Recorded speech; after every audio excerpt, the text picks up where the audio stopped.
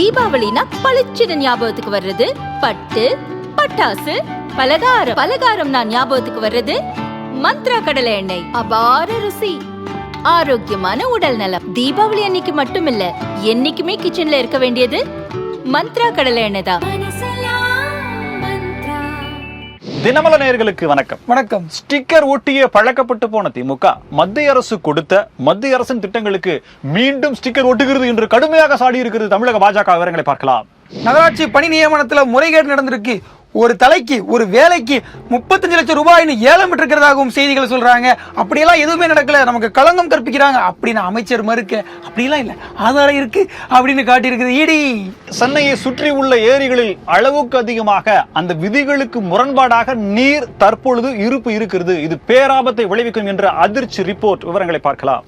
அதிமுகவிலிருந்து வெளியேற்றப்பட்ட ஓ பன்னீர்செல்வம், அது மட்டும் இல்லாமல் நீக்கப்பட்ட பதவிகளிலிருந்து மட்டும் நீக்கப்பட்ட கே செங்கோட்டையன் அவர்கள் இருவரும் இணைந்து பசுமன் முத்துராமலிங்கத்துடைய இல்லத்திற்கு ஒன்றாக சென்றிருக்கிறார்கள். அதை பற்றி எதிர்க்கட்சி தலைவர்கிட்ட கேட்டா அதெல்லாம் இதை பத்தி இப்ப பேச வேண்டாமே அப்படின்னு தவிர்த்திருக்கிறார். பின்னணி அரசியல் என்ன? கொடி பறக்குதா, பிள்ளையார் சொல்லி போட்டாச்சு என்று புலகாகிதம் அடைந்த எடப்பாடி கே பழனிசாமி அவர்கள் தற்போது கூட்டணி பேச்சுவார்த்தை எதுவும் நடக்கவில்லை என்று வெளிப்படையாக பேசியிருக்கிறார். என்ன நடந்தது? தாவேகா அதிமுக. விவரங்களை பார்க்கலாம்.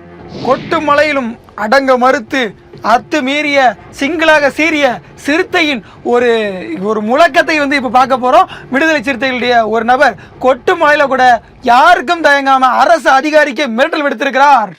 இதை பத்தி தான் இன்னைக்கு நான் பார்க்க போறோம். இது சைலைட்ஸ்.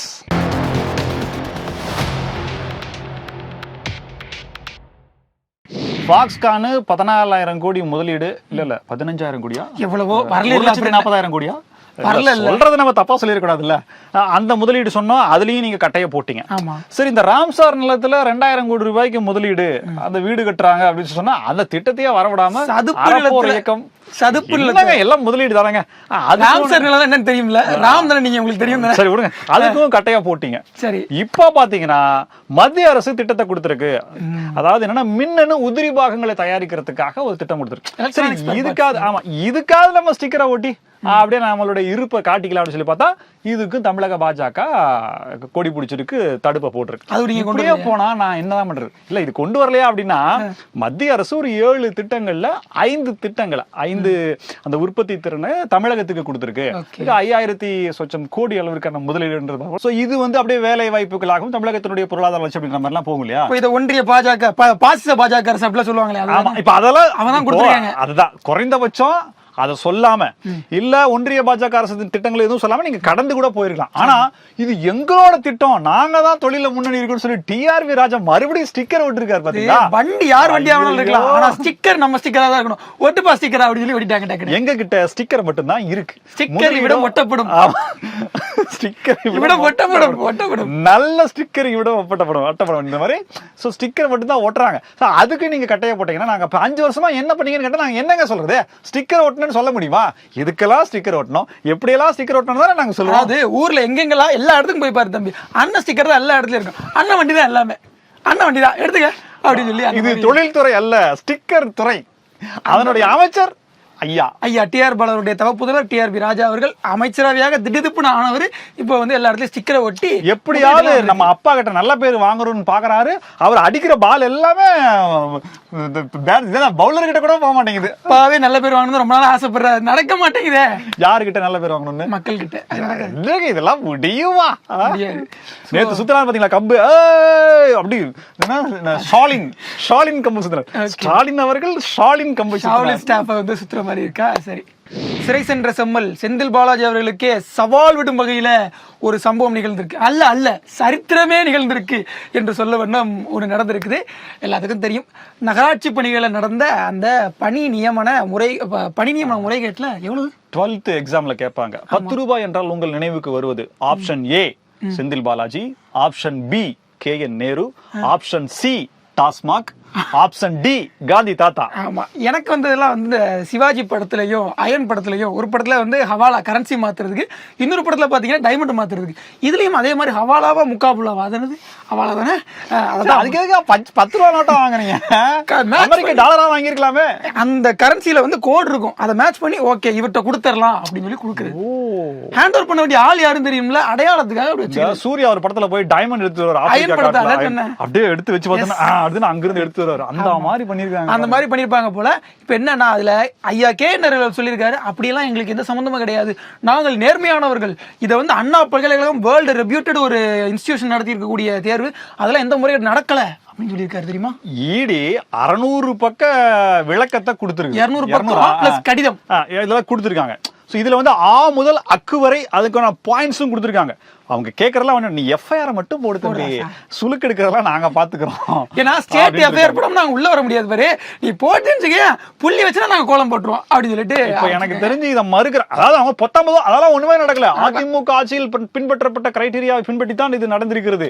எந்த ஒரு விஷயமுமே குளறுபடியா கிடையாது, எல்லாமே எனக்கு தெரியவே தெரியாதுன்னு சொல்லி அவர் நேரு கை எழுதிக்கிட்டார். ஆனா இப்போ தலைக்கு மேல கட்டி தொங்கிக்கிட்டு இருக்கு அப்படிங்கிற அந்த வரிகளை வந்து நினைவு ஊட்டி ஐயா அவர்கள் வந்து அடுத்து வேற எந்தெந்த துறைகள்லாம் ஊழல் பண்ணிருக்காரு அப்படிங்கறத தேடும்படி அமலாக்கத்துறைக்கு நம்மளும் ஒரு கோரிக்கை வைப்போம். மற்ற துறைகள்லயும் என்ன அப்படின்னா இதை முற்றிலுமாக மறுத்து இருக்கிறாரு. ஆனா இதன் பிறகு கூடுதல் தகவல்களை இடி கொடுத்திருக்காங்க. அதாவது குற்றச்சாட்டு முன்வைக்கப்படுது, டிஜிபி கிட்ட எஃப்ஐஆர் போடுங்கன்னு சொல்றாங்க.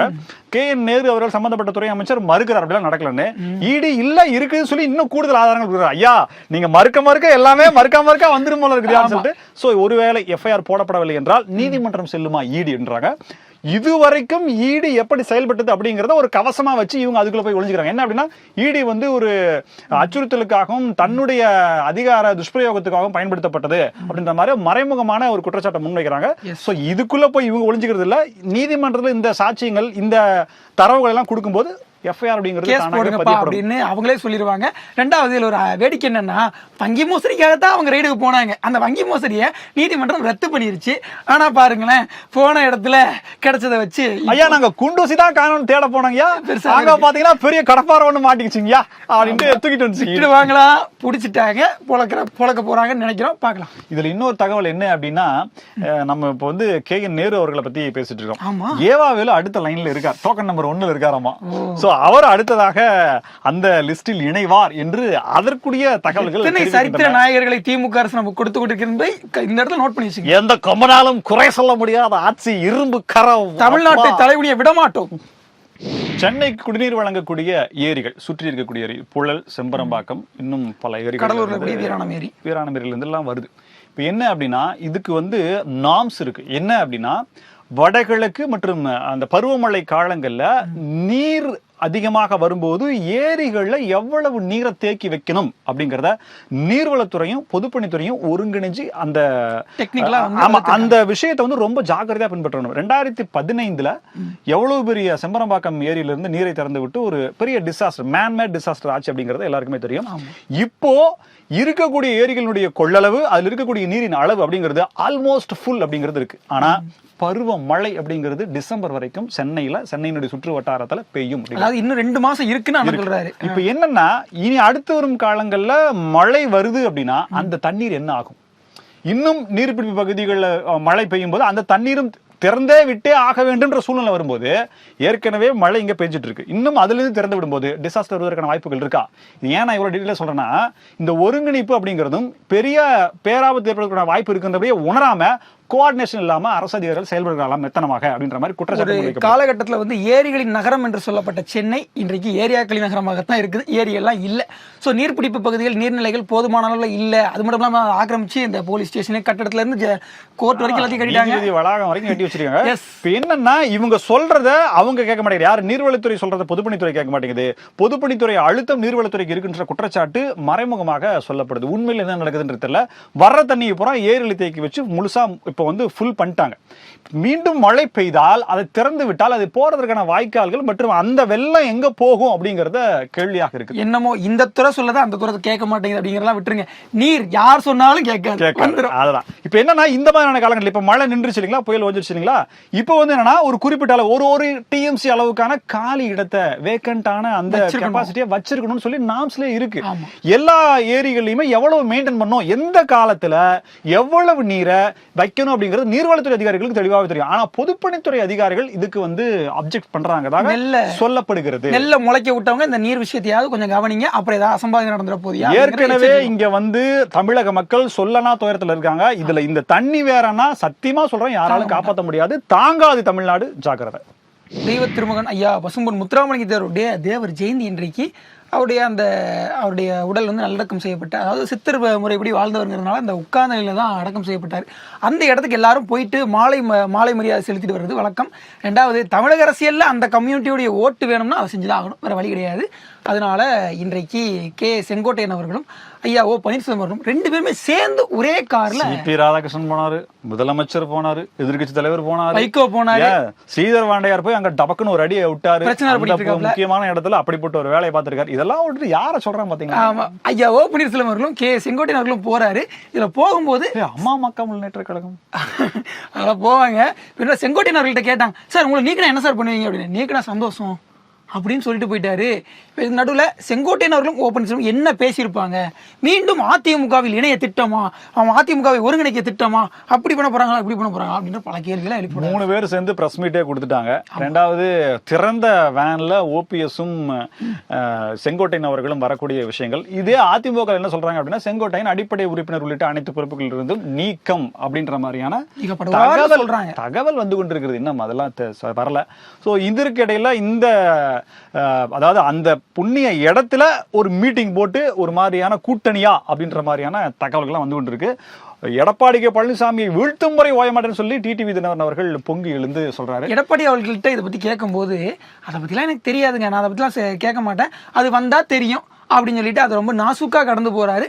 அநேகமாக ஐயா செங்கோட்டையன் அவர்களை பொறுப்புகளில் இருந்து நீக்கியவர் இதை இருந்தும் நீக்கிடுவாரோ அப்படின்னு தான் தோணுது. இது எல்லாத்துக்கும் மேல இந்த 3 பேருக்கும் ராஜ மாதாவான சசிகலா அவர்களும் அங்கு வந்தார்கள். இந்த 3 பேருக்கு ராஜ மாதா? OPS, TTV, Sengottaiyan.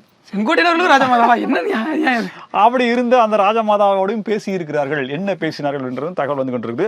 சோ இன்னைக்கு அந்த நியூஸ வேற மாதிரி இவங்க நியூஸா மாத்திட்டாங்களா அப்படின்னு. செங்கோட்டையனுடைய கோபிச்செட்டிப்பாளையத்துக்கே போய் அங்கேயே சிங்கம்னு முழக்கமிட்டதுனால எடப்பாடி பழனிசாமி அவர்கள் செங்கோட்டையை நீக்கவும் தயங்க மாட்டார் அப்படிங்கிறது தான் கள நிலவரமும். இதுக்கு மேல அவர் நீக்கலன்னா என்ன இது நீக்கிறதுக்கு என்ன இருக்கு அப்படின்ற அவராவே இந்தாங்க ராஜினாமா கடிதம் கொடுத்துட்டா போவாரு அப்படிதான் தோணுது. அதனால பொறுத்திருந்து பார்ப்போம். ஐயா சமீபத்துல நிர்மல்குமார் பேட்டி கொடுத்தாரு. ஆமா, அப்போ அவர் என்ன சொன்னார் அப்படின்னா, எங்களை முடக்க பாக்குறாங்க. இல்ல அதிமுகவோட கூட்டணி அப்படின்னா எங்களுக்கு வந்து 2 மாதங்களுக்கு முன்பு என்ன நிலையில இருந்தோமோ அதே நிலையில தான் நாங்க இருக்கிறோம் அப்படின்னு சொல்லியிருந்தாரு.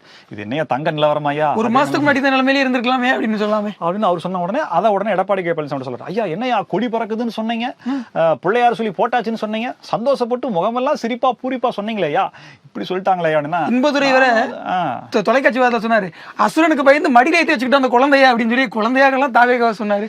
குழந்தை இப்படி பேசுது, ஆண்டவனால கூட காப்பாற்ற முடியாதுன்னு சொன்னீங்களே, உங்க ஆண்டவனா நினைச்சு உங்களை கைவிட்டு போயிருச்சா அந்த மாதிரி கேள்வி கேட்கட்டா. தாவேகாவும் அதிமுகவும் கூட்டணி பேச்சுவார்த்தை நடத்தலையே, நான் எப்ப சொன்னேன் அப்படின்ற மாதிரி அவர் சொல்லி, நாங்க மன்சூர் அலிகான் கூட தான் பேச்சுவார்த்தை நடத்தணும் அப்படின்லாம் கடந்த காலகட்டத்தில் நடந்துச்சு. இது மீண்டும் ட்ரோல் மெட்டீரியலாக மாறி இருக்கிறது. ஸோ இருந்த கடைசி இதுவும் சோனமுத்தா இதுவும் போச்சான்ற மாதிரி இருக்கு.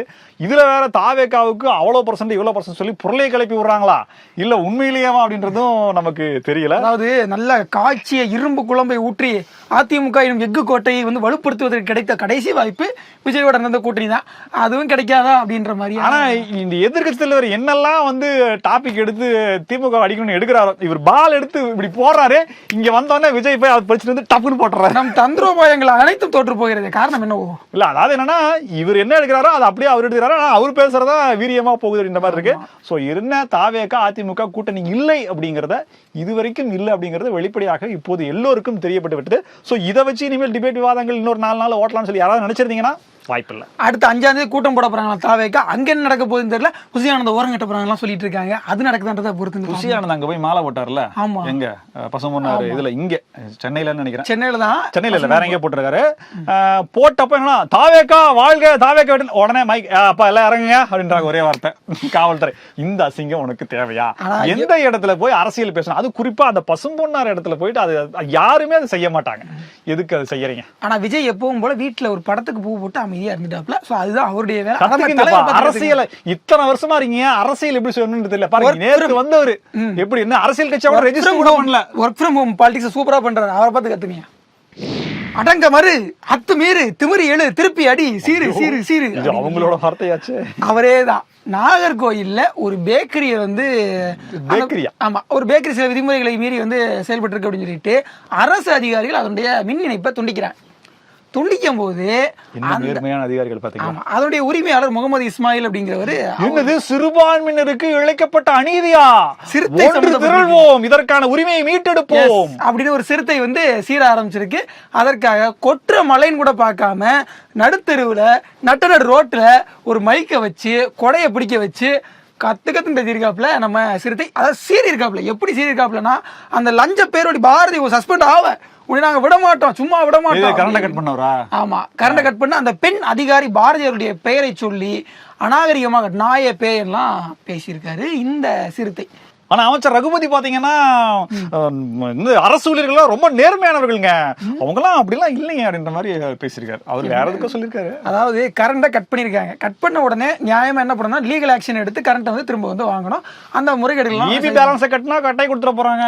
ஆமா, ஆனா அதை விட்டுட்டு பேக்கரியுடைய உரிமையாளர் முகமது இஸ்மாயில் தன்னுடைய நண்பர் போல அவர் முகமது காலித் அவர்கிட்ட சொல்லியிருக்காரு.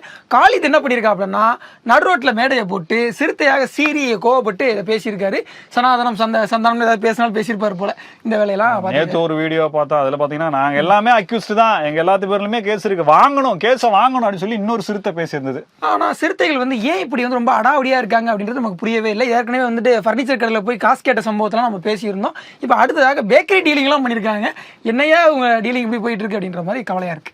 இதே போல பல புதிய தகவல்களோடு மீண்டும் உங்களை சந்திக்கிறோம். இது சைலைட்ஸ். நன்றி.